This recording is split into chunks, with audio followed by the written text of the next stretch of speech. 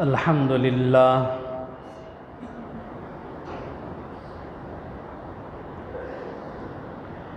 الحمد للہ نحمده ونستعینه ونستغفره ونؤمن به ونتوکل علیہ ونعوذ باللہ من شرور انفسنا ومن سیئات اعمالنا من يهده الله فلا مضل له ومن يضلله فلا هادي له نشهد أن لا إله إلا الله وحده لا شريك له ونشهد أن سيدنا ومولانا محمدا عبده ورسوله أما بعد فأعوذ بالله من الشيطان الرجيم بسم الله الرحمن الرحيم يا أيها الذين آمنوا اتقوا الله ولتنظر نفس ما قدمت لغد واتقوا الله إن الله خبير بما تعملون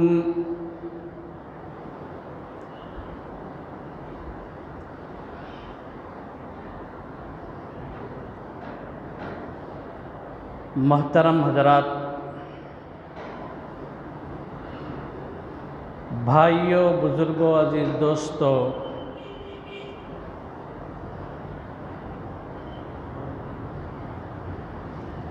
میں نے قرآن کریم کی جو آیت پڑھی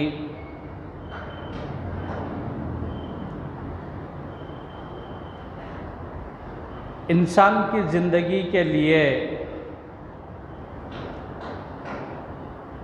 یہ بات بے حد ضروری ہے کہ وہ یہ سمجھے کہ ہماری زندگی کا مقصد کیا ہے۔ دنیا کے اندر اللہ نے جو بھیجا ہے اور یہ بھی فرما دیا کہ بندے تو اشرف المخلوقات ہے، اور یہ بھی فرما دیا کہ تو میرا خلیفہ ہے۔ یہ سب خوبیاں اللہ نے جو عطا فرمائیں،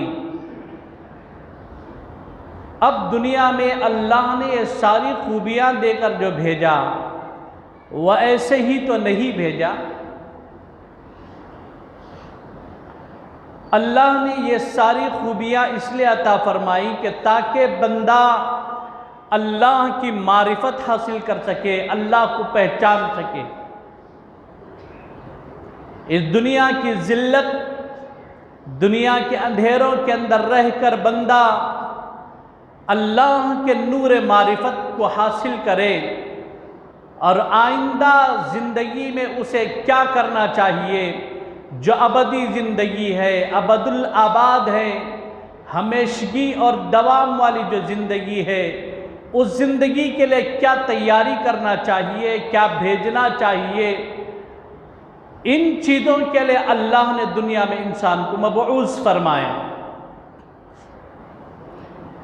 ایک حدیث قدسی ہے، اللہ کے نبی علیہ السلام نے فرمایا، کنت کنزا مخفیا، اللہ فرماتے ہیں کہ میں چھپا ہوا خزانہ تھا اور میں چاہتا تھا کہ میں پہچانا جاؤں، تو میں نے بندوں کی تخلیق کی، اور اللہ کی پہچان کے لیے اللہ نے انسانوں کی جو تخلیق فرمائی، پہچان کے لیے جن خوبیوں کی ضرورت تھی، اللہ نے وہ ساری خوبیاں بندوں کے اندر ودیت فرمائی۔ اب بندوں کا کام یہ ہے کہ وہ اللہ کو پہچان کر دنیا کے اندر اپنی زندگی بسر کرے۔ آپ اسے مثال سے یوں سمجھیے، یہ ایک شمع اور چراغ ہے۔ بنانے والے کا مقصد یہ ہے کہ شمع کسی اندھیرے مکان میں چلے گی تو وہ اندھیرا مکان روشن ہو جائے گا۔ اس تاریک جگہ کو روشن کرنے کے لیے شمع کی تیاری ہوئی، چراغ کی تیاری ہوئی۔ اب چراغ بازار میں آیا، بازار سے مکان میں آیا، مکان میں جب تاریکی ہوئی، جب سورج غروب ہوا، تو اس سورج کے غروب کے بعد اس شمع کے بنانے کا جو اصل مقصد ہے اب یہاں سے شروع ہوتا ہے۔ شمع جو خرید کر لائی گئی یہ اجالے سے خرید کر لائی گئی، اور لائی گئی اندھیرے میں رکھ کر، اندھیرے کو دور کر کے نور کو پھیلانے کے لیے لایا گیا۔ اب شمع کا کام، چراغ کا کام یہ ہے کہ جب اسے پورے طور طریقے سے اس میں تیل بھی ڈال دیا جائے اور اس میں ماچس کی تلی بھی لگا دی جائے تو شمع کا کام یہ ہے کہ وہ جلے اور اس تاریک مکان کو روشن کرے۔ جب شمع اپنا کام کرنا چھوڑ دے تو پھر شمع بنانے والے کا جو مقصد تھا یہ مقصد گویا کہ فوت ہو گئے۔ تو اسی طرح اللہ نے انسان کو جو بنایا ہے اس کا مقصد یہ ہے کہ بندے دنیا کی تاریکی کے اندر اللہ کی پہچان اور اللہ کی معرفت اور اللہ کے نور کو حاصل کر سکے۔ لیکن ہم دنیا میں آ کر گناہ کرتے کرتے ہمارے اندر کی جو قوت نورانیہ ہے ہم اسے بالکل بجھا چکے۔ یہ ہماری جو قوت نورانیہ ہے یہ سلب ہو چکی۔ دنیا میں جب بچہ پیدا ہوا، حدیث پاک کے اندر آتا ہے، حضرت نبی کریم صلی اللہ تعالیٰ علیہ وسلم نے فرمایا کل مولود یولد علی فطرت الاسلام، ہر بچہ فطرت اسلام پر پیدا ہوتا ہے۔ اور جب حدیث نے کہہ دیا کہ بچے کی تخلیق فطرت اسلام پر ہے تو اسلام کی صفت نور ہے۔ الاسلام نور والکفر ظلمت، الاسلام حق والکفر باطل، اسلام کی صفت حق ہے اور کفر کی صفت باطل ہے، اسلام کی صفت نور ہے، کفر کی صفت ظلمت ہے۔ جب ایک بچے کی تخلیق کے سلسلے میں اللہ کے نبی نے متعین فرما دیا بچہ فطرت اسلام پر پیدا ہوتا ہے تو یقینی طور پر ہماری تخلیق فطرت اسلام پر پیدا ہوئی۔ یعنی اللہ نے جس مقصد کے لیے پیدا فرمایا وہ مقصد پورے کا پورا ہمارے اندر ہے۔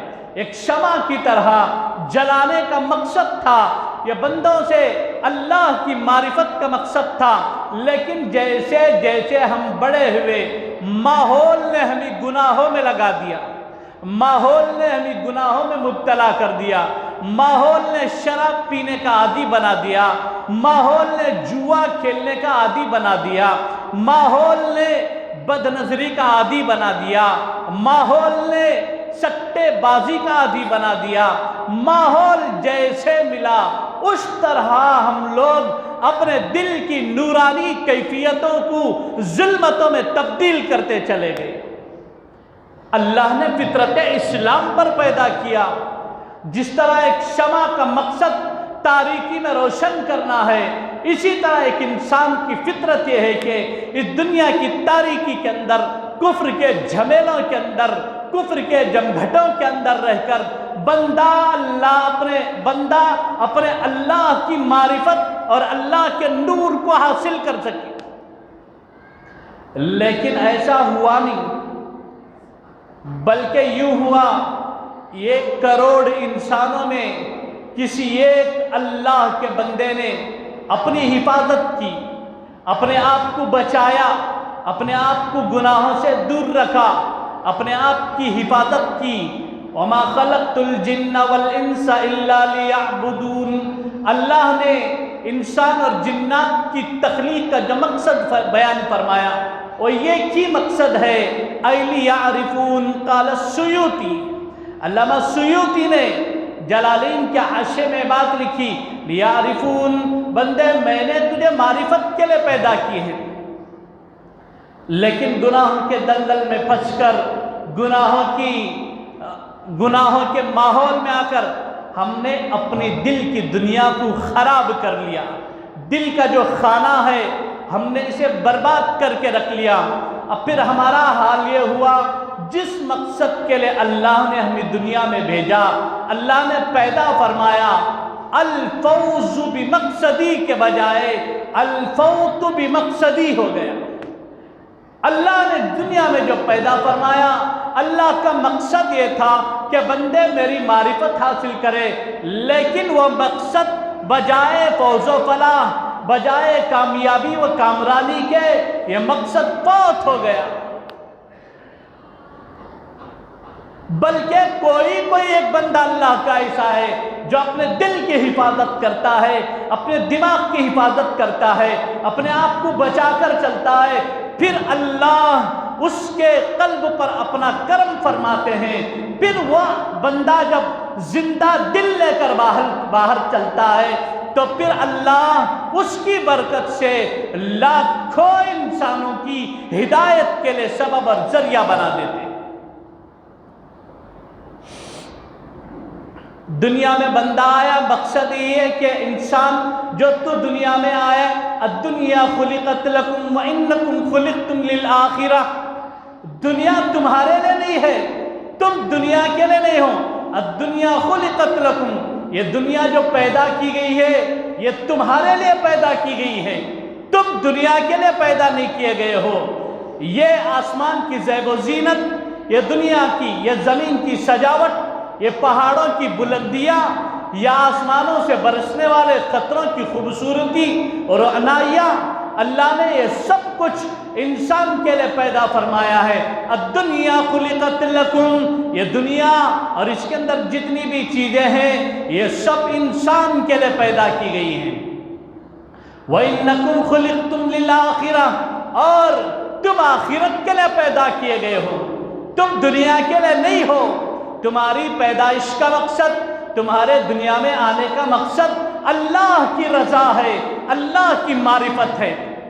اللہ کی رضا اور معرفت کے لیے اللہ کے نبی کے طور طریقے، اتباع سنت کا جذبہ اپنے اندر بالکل نوجوان، بالکل جوان بن کر پلنا چاہیے۔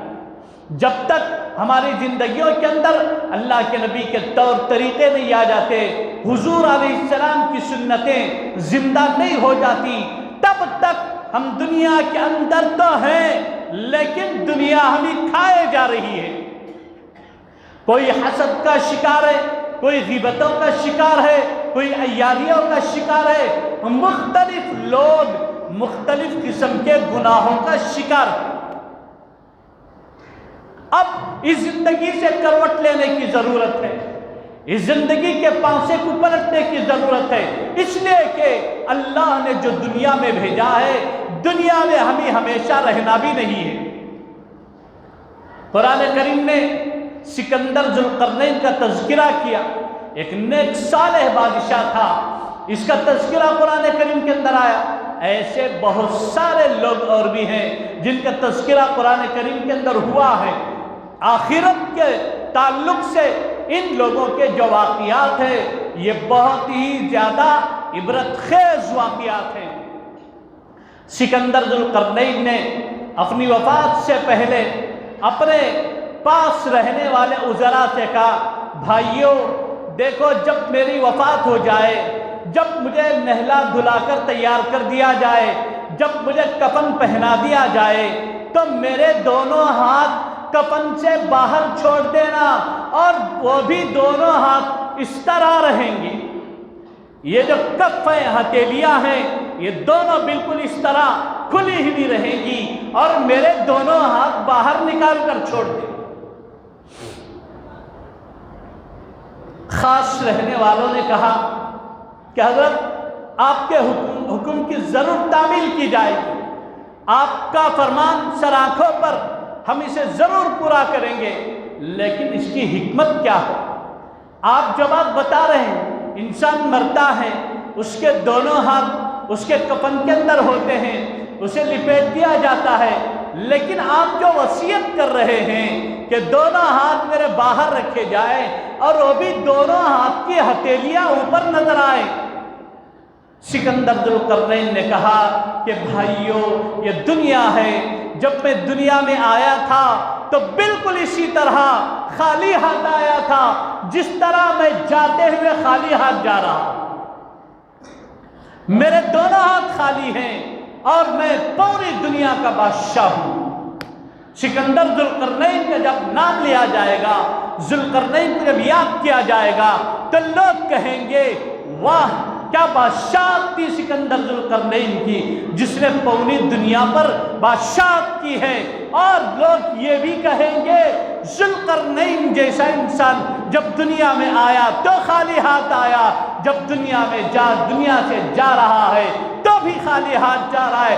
دنیا کو پیغام پہنچے کہ پوری دنیا پر بادشاہت کرنے والا خالی ہاتھ جا رہا ہے۔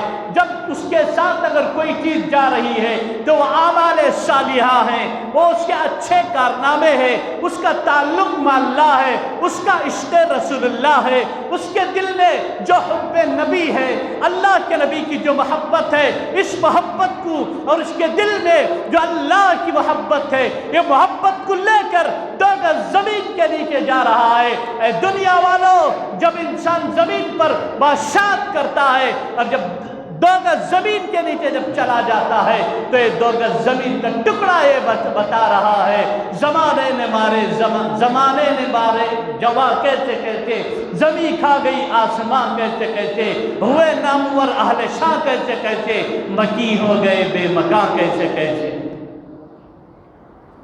دونوں ہاتھ خالی رکھ کے چل رہے ہیں، جب پوری دنیا پر بادشاہت کرنے والا خالی ہاتھ دکھا کر پیغام دے کر جا رہا ہے کہ لوگوں میں دنیا کے اندر آیا جیسے جا بھی ویسے رہا ہوں، اب پھر کرنا کیا ہے؟ یہاں رہ کر جس دنیا میں ہمیں جانا ہے وہ ابدی زندگی ہے، ابد الآباد ہے، ہمیشہ رہنے والی زندگی ہے۔ اس زندگی کے لیے جو پہلے سے تیاری کرنی چاہیے اس کی تیاری یہاں رہ کر کرو۔ اسی کو قرآن کریم نے کہا یا ایھا الذین آمنوا اتقوا اللہ ولتنظر نفس ما قدمت لغد واتقوا اللہ۔ دیکھو کیا عجیب انداز میں یہ آیت ہے کہ دونوں طرف تقوی کا لفظ ہے۔ یا ایھا الذین آمنوا اتقوا اللہ، اے ایمان والو اللہ سے ڈرو، ولتنظر نفس ما قدمت لغد واتقوا اللہ، ولتنظر۔ اور اللہ نے فرمایا کہ دیکھو دونوں طرف تقوی کا لفظ، دونوں طرف اللہ نے ایک چھوٹی سی آیت ہے، اس کے دونوں سرے پر اللہ نے اپنا ڈر اور خوف دلایا، اور پھر اس کے بعد اللہ نے فرمایا وَلْتَنْظُرْ نَفْسٌ مَّا قَدَّمَتْ لِغَدٍ۔ چاہیے کہ بندے تو دیکھ، اور تیرے لیے بات ضروری ہے اور تجھے چاہیے کہ وَلْتَنْظُرْ نَفْسٌ مَّا قَدَّمَتْ لِغَدٍ، کل کے لیے جس چیز کو بھیجنا ضروری ہے اس کی تو تیاری کر۔ یہاں رہ کر ہم لوگ زندگی بسر تو کر دیتے ہیں، جبکہ ہم سب لوگوں کو معلوم ہے کہ دنیا ہمیشہ رہنے کی جگہ نہیں ہے، اس دنیا کے اندر ہم لوگوں کو ہمیشہ رہنا بھی نہیں ہے۔ کون ایسا انسان ہوگا پوری دنیا کے لوگوں کو، چاہے کافر ہو، مسلمان ہو، عیسائی ہو، یہودی ہو، نصارہ ہو، سب کو کھڑا کر کے پوچھو بھائی آپ لوگوں میں سے کسی کو یہاں ہمیشہ رہنا ہے؟ سب یہی کہیں گے نہیں، کسی کو نہیں رہنا ہے، سب کو اس دنیا کو چھوڑ کر چلنا ہے۔ یہ بات طے ہو گئی، پورے لوگوں کو معلوم بھی ہے، پوری انسانیت پر یہ بات عیاں اور بیاں بھی ہے کہ اس دنیا کو چھوڑ کر چلنا ہے۔ تو پھر یہاں رہنے کی اتنی خواہشیں، اتنی امنگیں، یہاں اتنی تیاریاں کیا معنی رکھتی ہیں؟ اسی کو فرمایا حضرت امام بہلول نور اللہ مرقدہ ایک راستے میں چلے جا رہے تھے، راستے میں دیکھا کہ ایک آدمی مکان کی تعمیر کر رہا ہے۔ جب اس پر نظر پڑی تو حضرت امام بہلول نے فرمایا اس دنیا کا انتہائی درجے بے وقوف انسان ہے۔ اور ویسے حدیث میں بھی آتا ہے بدترین پیسہ وہ ہے جو گارے اور مٹی پر لگے۔ اس کا مطلب کیا ہے؟ اس کا مطلب یہ ہے کہ یہ رہنے کے لیے ہم نے گھر بنا تو لیا ہے، لیکن سارے کا سارا پیسہ اسی پر صرف ہو رہا ہے، سبقت کا مزاج ہے، سامنے والے کا جو بنگلہ ہے اسی طرح میرا بھی بنگلہ بنے، سامنے والے کا جس طرح مکان ہے میرا بھی مکان ایسے ہی بنے۔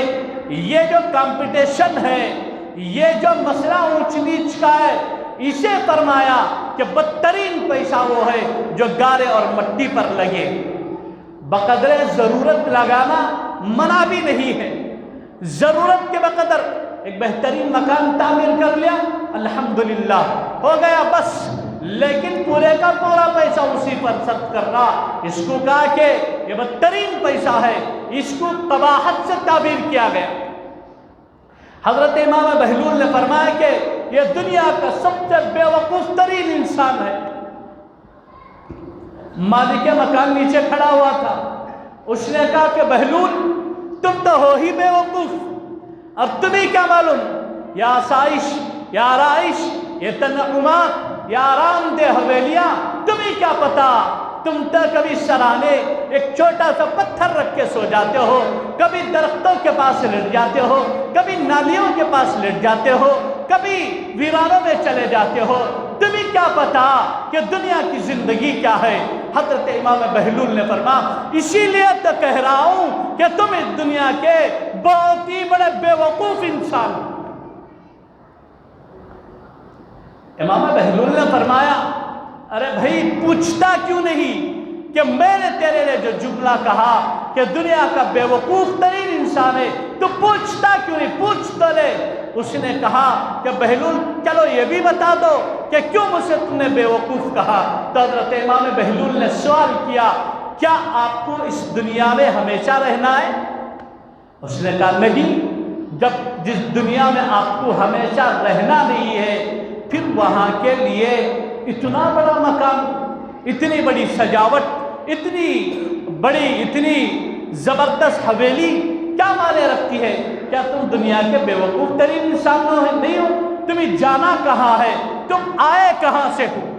اسے سوچو اور غور کرو۔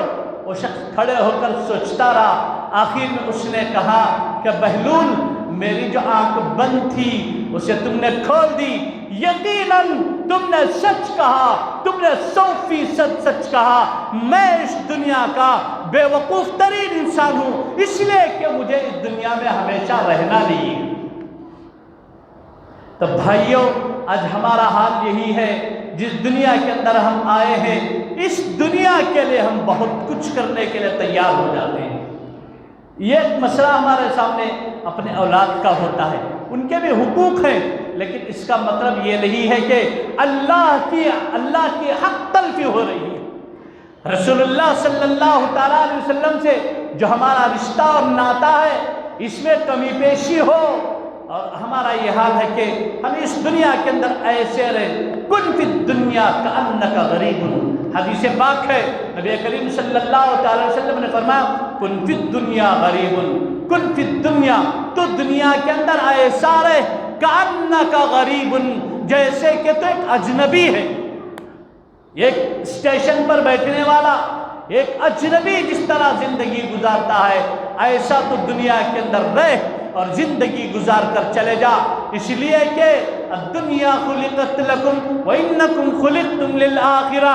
اے بندو یہ دنیا تمہارے لیے پیدا کی گئی ہے اور تم اللہ کے لیے ہو، تم دنیا کے لیے نہیں ہو۔ ہم دنیا کے اندر جو آئے ہیں اس دنیا کے لیے قطعاً بھی نہیں ہے، اگر ہم اس دنیا کے لیے آتے تو پھر اللہ اس میں اتنی آسانیاں پیدا کر دیتے، اتنی آرائش پیدا کر دیتے۔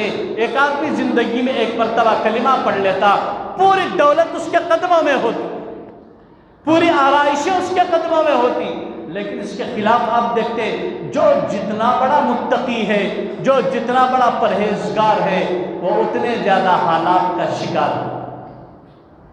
کیوں؟ اسے پتا ہے کہ یہ دنیا ریلوے اسٹیشن کی طرح ہے، یہ دنیا بس اڈے کی طرح ہے، یہ دنیا بس اسٹاپ کی طرح ہے، کھڑے ہیں پھر اس کے بعد یہاں سے چلنا ہے، ہماری اصل منزل تو آخرت ہے۔ حضرت مولانا روم رحمۃ اللہ علیہ نے اس آیت کے ذیل میں ایک واقعہ بیان فرمایا، اور واقعہ یہ ہے کہ ایک زمانے میں ایک بادشاہ رہا کرتا تھا. اس بادشاہ نے اپنے وزیر سے کہا کہ بھائی دیکھو تمہارے لیے ایک وقت ہے،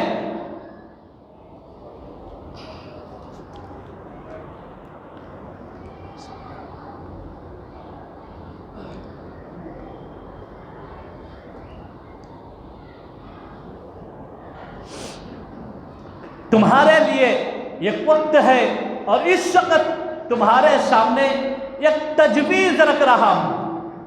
یہ تجویز یہ ہے کہ اس تجویز پر اگر تمہارا عمل ہو گیا تو پھر میرے محل سے جو چاہے تم لے سکتے ہو. اس محل پر پورا ادھیکار تمہارا ہے، پورا حق تمہارا ہے. تم جو چاہتے ہو، جیسے چاہتے ہو، میرے اس محل سے تم استعمال کر سکتے ہو. یہ بات سن کر وزیر کے دل میں بات آئی، چلو پوچھ ہی لیتے بادشاہ سے کہ کیا شرط ہے. اور اتنا بڑا مقام، بادشاہ نے کہا یہاں تک کہ اگر تم چاہو میری کرسی کے بازو میں تم بیٹھو تو یہ بھی مجھے منظور ہے. اتنا بڑا مقام تمہیں دینے کے لیے تیار ہوں، لیکن یہ کام کرنا ہوگا. دیکھو فلاں جگہ جو باغ ہے اس کے 7 یا 8 حصے ہیں. میں تمہیں ایک ٹوکری دوں گا یا ایک تھیلا دوں گا. اس ٹوکری یا تھیلے کو لو، لے کر اسے تم جاؤ، لیکن شرط یہ ہے ایک حصے میں جب تم داخل ہو جاؤ اس حصے سے جتنے اچھے پھل تمہیں ملے وہ پھل توڑ لینا. سارے باغ پر نظر ڈالو، پہلا جو حصہ تم داخل ہوگے پورے حصے کو دیکھو اور سوچو کہ بھئی یہ سارے حصے کے اندر کون سے پھل زیادہ خوبصورت ہیں، میٹھے ہیں، رسیلے ہیں. تم دیکھو، توڑو اور میرے دربار میں تم آؤ تو ایسے پھل لے کر آؤ کہ وہ پھل مجھے زیادہ پسند ہو. پھلوں پر میری نظر پڑے اور میں خوش ہو جاؤں. تم ایسے پھل لے کر آؤ، پھلوں پر نظر پڑتے ہی میری طبیعت خوش ہو جائے، میں باغ ہو جاؤں. ایسے پھل تم لے کر آؤ تو تمہارا جو مقام ہے، تمہارا جو مرتبہ ہے وہ کچھ اور ہی ہوگا.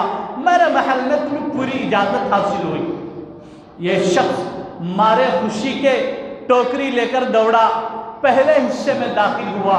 اس نے دیکھا واقعتاً پہلے حصے میں بہت ہی زیادہ میٹھے اور رسیلے پھل تھے. یہ شخص کھڑا ہوا، سوچتا رہا. جب یہ پہلا حصہ ہے، اسی حصے کے اندر اتنے شاندار پھل ہیں، رسیلے پھل ہیں، اس کا رنگ بھی خوبصورت ہے، اس کی خوشبو بھی بہترین ہے، یہ پھل بھی بہت ذائقہ دار ہیں. اس لیے جب پہلے حصے میں اتنے بہترین پھل ہیں تو شاید دوسرے حصے میں اور زیادہ بہترین پھل ہوں گے. یہ سوچا، پہلے حصے میں جتنے پھل تھے یہ چھوڑ دیا. اس کی ٹوکری خالی کی خالی رہی. یہ پہلے حصے سے کچھ بھی نہیں لیا، دوسرے حصے کی طرف بڑھ گیا. جب دوسرے حصے میں داخل ہوا تو دیکھا ماشاءاللہ دوسرے حصے میں تو اور زیادہ بہترین پھل ہیں، اور زیادہ میٹھے اور رسیلے پھل ہیں. یہاں تو پھل بھی بڑے ہیں، یہاں کے پھلوں کا ذائقہ بھی الگ ہے، یہاں کے پھلوں کی تو خوشبو بھی الگ ہے. اب اس نے سوچا یہاں پہلے حصے میں جو میں نے دیکھا اس کے پھلوں کی کیفیت کچھ اور تھی، لیکن دوسرے حصے میں جو پھل ہیں ماشاءاللہ یہ پھل تو ان سے بھی زیادہ بہتر اور خوبصورت ہے. یہ سوچا. پھر اس کے دل میں ایک بات آئی، جب وہاں پھلوں کی کوالٹی جب 3rd کلاس ہے یا 2nd کوالٹی کے، شاید ہو سکتا ہے تیسرے حصے میں 1st کوالٹی کے پھل ہوں. یہ سوچا، دوسرے حصے کو بھی چھوڑ کر تیسرے حصے میں چلا گیا. جب تیسرے حصے میں داخل ہوا تو دیکھا کہ تیسرے حصے میں ماشاءاللہ اور بھی زیادہ مزیدار اور بھی بہترین بڑے بڑے خوش رنگ ذائقہ دار پھل ہیں. اس نے سوچا पहले से ज़्यादा दूसरे में, दूसरे से ज़्यादा तीसरे में, तीसरे से ज़्यादा चौथे में। ये सोचा जब पांचवें हिस्से में दाखिल हुआ, पांचवें हिस्से में जो दरख्त थे ये बिल्कुल सूखे हुए थे, यहाँ फल नाम का फल नाम की कोई चीज नहीं थी। ये खड़े होकर कफे अफसोस मलता रह गया। इसने कहा कि काश मैं पहले ही हिस्से में कुछ फल जमा कर लेता, उसके बाद दूसरे हिस्से से कुछ फल चुनकर जमा कर लेता, तीसरे हिस्से से चुनकर कुछ जमा कर लेता, चौथे हिस्से में कुछ जमा कर लेता, तो मुझे पांचवें हिस्से में कफे अफसोस मलना न पड़ता।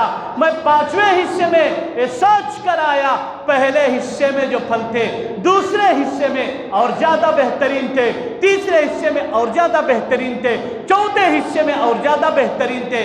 मैंने सोचा कि पांचवें हिस्से में और बेहतरीन होंगे, लेकिन पांचवें हिस्से में बिल्कुल न फल है न फूल है, अब जो दरख्त है ये सूखे टहनियों की तरह खड़े हैं।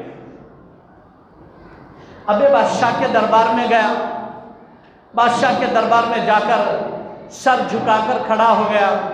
उसने कहा कि बादशाह सलामत, आपका जो हुक्म था मैं कासिर रहा, मेरे दिल ने, मेरी कैफियत ने, मेरे लालच ने, मुझे हिर्स और तमा ने बर्बाद करके रख दिया। काश मैं हरीस ना होता, मैं तमा परस्त ना होता, मेरी अकल ठीक ठीक काम करती तो शायद आज मैं इस टोकरियों को फलों से भर कर लाता। बादशाह सलामत, मुझे माफ़ फरमा दीजिए, मैं आपके इम्तिहान में मुकम्मल और कामिल ना उतर सका। यही कैफियत है मेरी, यही कैफियत है हमारी। अल्लाह ने जिंदगी के जो हिस्से अता फरमाए, जिंदगी का एक हिस्सा तो वो है जो बचपन का हिस्सा है।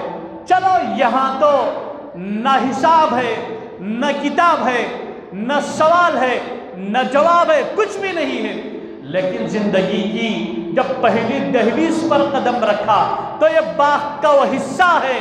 इब्ने माजा के अंदर एक रिवायत है, अल्लाह के नबी हजरत मोहम्मद रसूलुल्लाह सल्लल्लाहु अलैहि वसल्लम फरमाते हैं, जब एक नौजवान तौबा के लिए हाथ उठाता है, अल्लाह फरमाते उस कब्रिस्तान वालों पर अजाब रोक दो जिस जगह पर बैठकर ये नौजवान तौबा कर रहा है।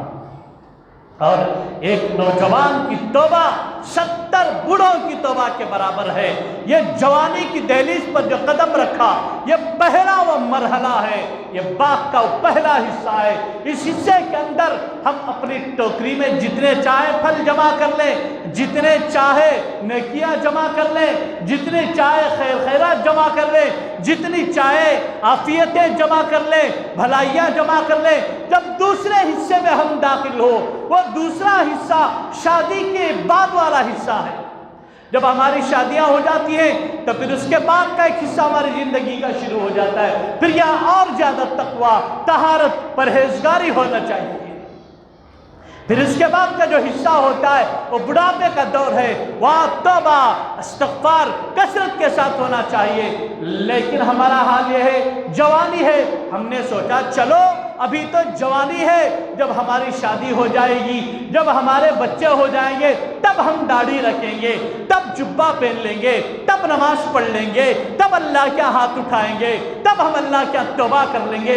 ये सोचता सोचता इंसान की जवानी का एक हिस्सा निकल जाता है। जब इसकी शादी होगी फिर उसके बाद बीवी बच्चों में मसरूफ हो जाता है। फिर उसके बाद इंसान सोचता है चलो ये भी एक दौर है। फिर जब बुढ़ापा आए तब तौबा कर लेता हूँ, तब चेहरे पर दाढ़ी रख लेता हूँ, तब अल्लाह को मना लेता हूँ। लेकिन ये दौर भी निकल जाता है, बुढ़ापा शुरू हो जाता है। फिर बुढ़ापे में कदम रखकर इंसान सोचता है कल कर लेंगे, परसों कर लेंगे, तरसों कर लेंगे। इस तरह सोचते सोचते सोचते इंसान जब एक वक्त ऐसा आता है, ऐनमा तकूनु युद्रिकुमुल मौत, तुम जहाँ कहीं भी रहो मौत तुम तक पहुँच कर रहेगी। जब मौत का फरिश्ता आएगा उस वक्त हम अल्लाह के सामने खड़े होंगे, ये खाली टोकरी ले जाकर खड़े होंगे। अल्लाह ने फरमाया, अल्लाह फरमाते मैंने तो तुम्हें जिंदगी का एक बड़ा हिस्सा देकर भेजा था, मेरे बंदे जिंदगी में क्या लेकर आए हो। बंदा खड़े होकर कहेगा अल्लाह कुछ भी नहीं लेकर आया, मैं खाली हाथ आया हूँ। جب انسان کو پشیمانی افسردگی کے علاوہ کچھ بھی حصول نہیں ہوگا۔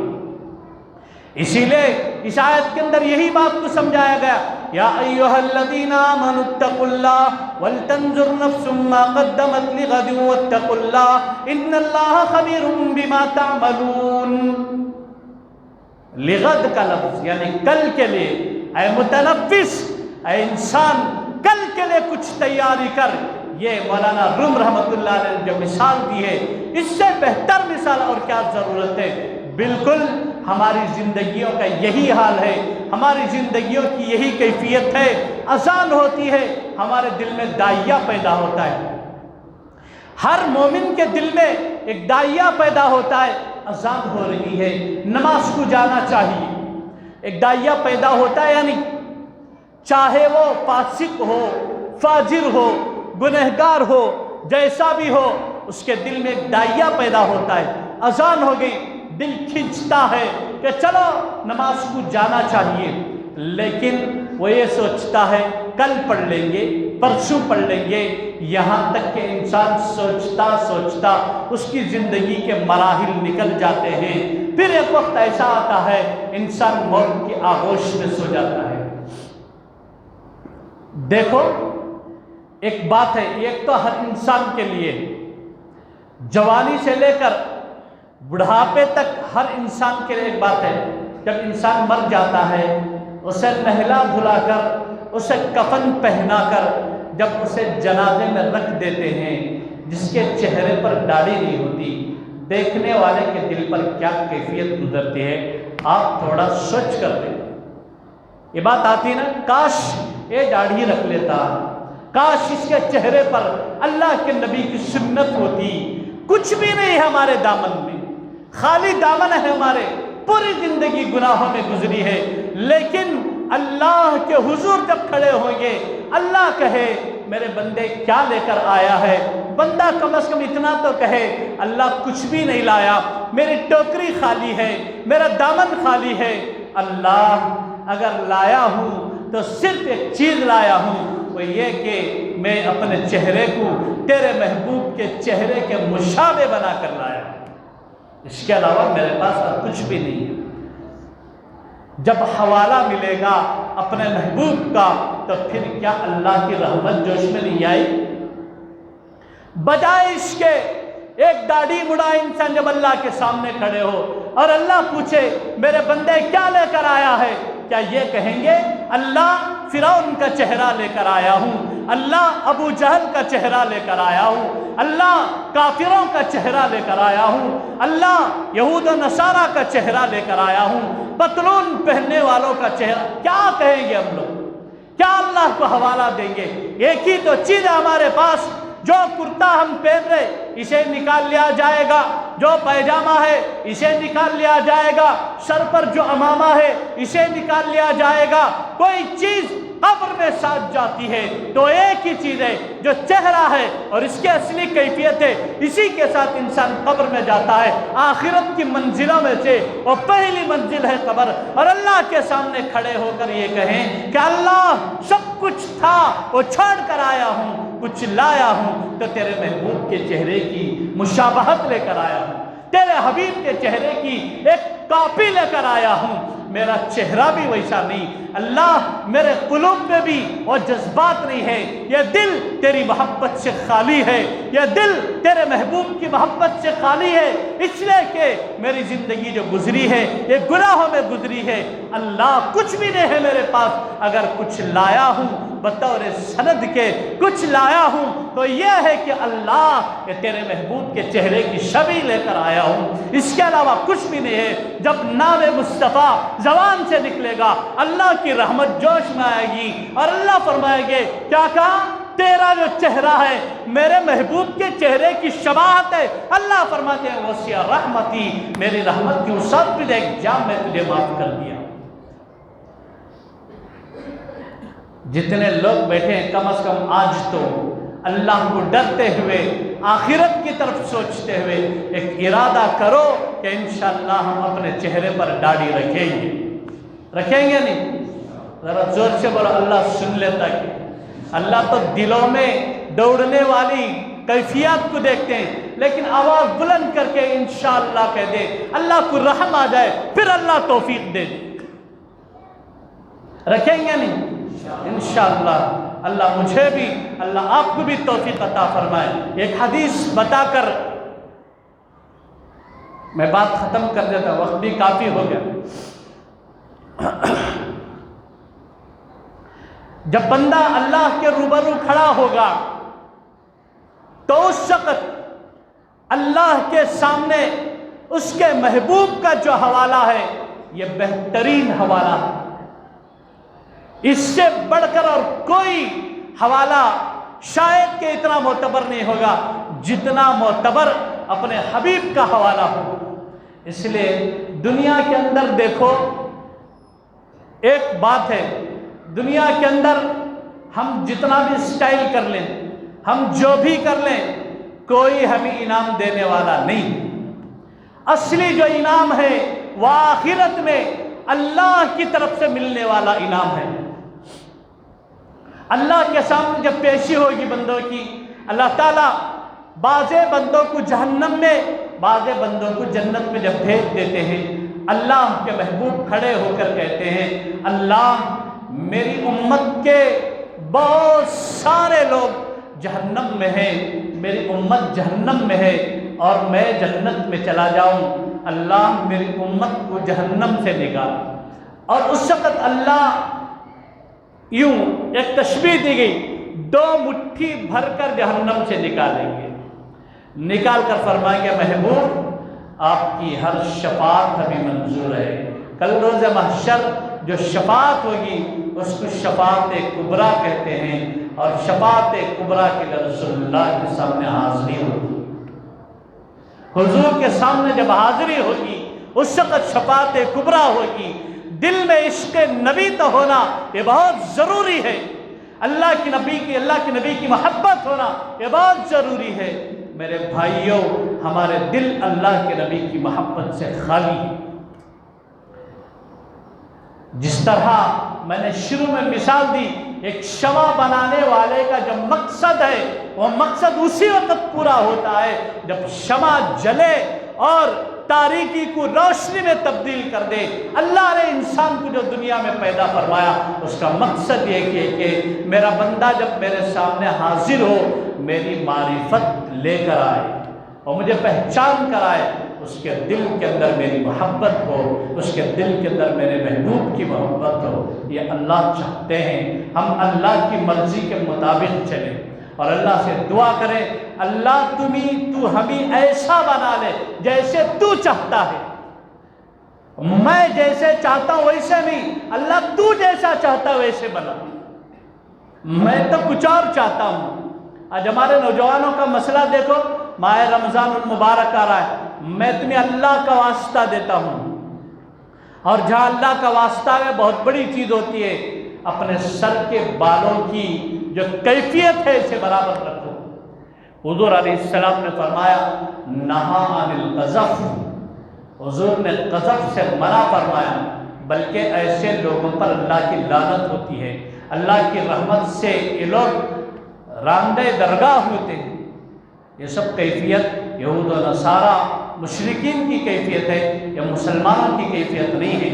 اور جو لوگ یہ تجارت کرتے ہیں، خدا نہ مجمع میں کوئی نیک صالح انسان ہو، یا جو نوجوان ہیں، اگر آپ سمجھتے اللہ رسول کی بات ہے، یہ تجارت کرنے والوں کو بھی سمجھاؤ، یہ جو کٹنگ کرنے والے ہیں ان کو بھی سمجھاؤ، بھائی صاحب آپ کی تجارت حرام ہے۔ اس لیے کہ حضور نے فرمایا نہا عن القذف، حدیث میں جس طرح کا مسئلہ ہے اس طرح فی نفسی ہی وہ پیشہ خراب نہیں ہے، وہ تجارت خراب نہیں ہے، لیکن ناجائز طرز پر جب کام ہوتا ہے تو پھر اس سے جو آمدنی جو کمائی ہوتی ہے یہ ناجائز اور حرام ہے۔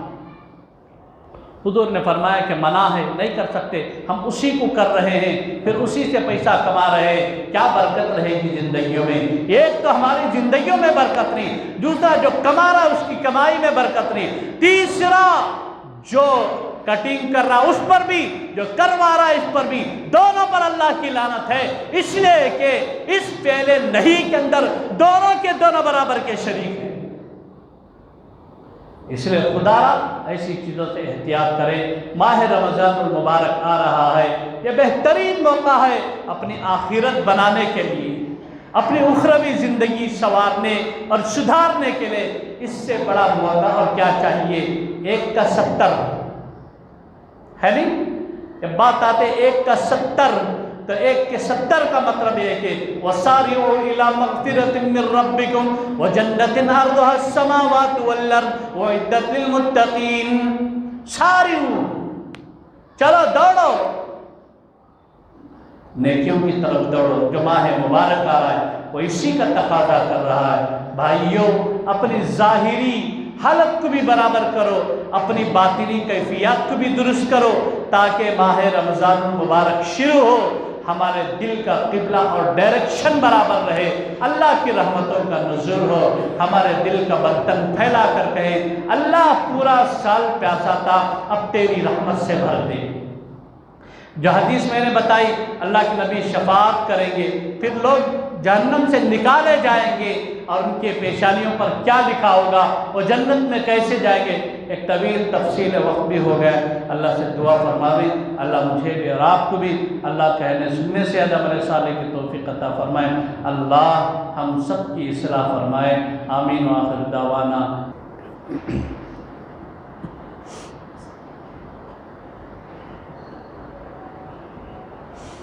अल्हम्दुलिल्लाह